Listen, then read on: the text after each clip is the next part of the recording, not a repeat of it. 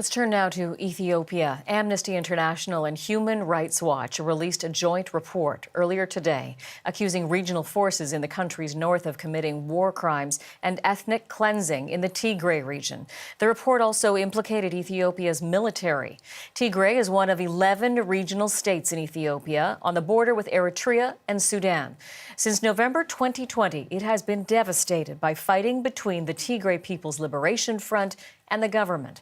Hundreds of thousands of people have been killed in the 17-month-long civil war, and millions have been displaced. The war has also pushed parts of the country into famine.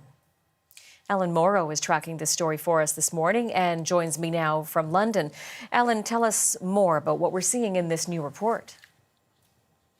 Well, Jennifer, this is a really chilling report coming from Human Rights Watch and Amnesty International, and it accuses paramilitary forces, security forces from Ethiopia's Amhara region of carrying out a campaign of ethnic cleansing against civilians in the neighboring Tigray region in the north of Ethiopia. And we can pull up a quote from the report just to give you a sense of what it is alleging has taken place. It says this includes murder, torture, forcible transfer of land and property, rape, sexual slavery, and other forms of sexual violence, persecution and forced disappearances, widespread pillage, imprisonment, possible extermination, and other inhumane acts as part of a widespread and systematic attack against the Tigrayan civilian population. So really a horrific list there. Researchers say they did not find evidence of genocide or genocidal intent, but they cannot rule that out. They said calling for more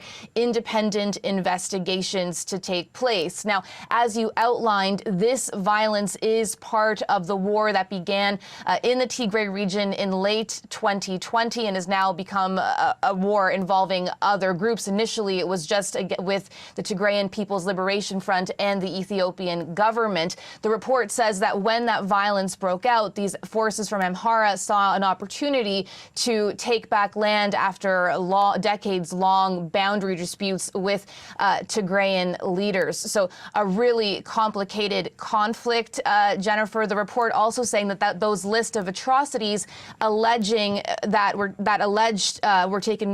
done by the Amharan security forces were done with either the acquiescence or possible participation of Ethiopian security forces. And Ellen, does the report say anything about accountability?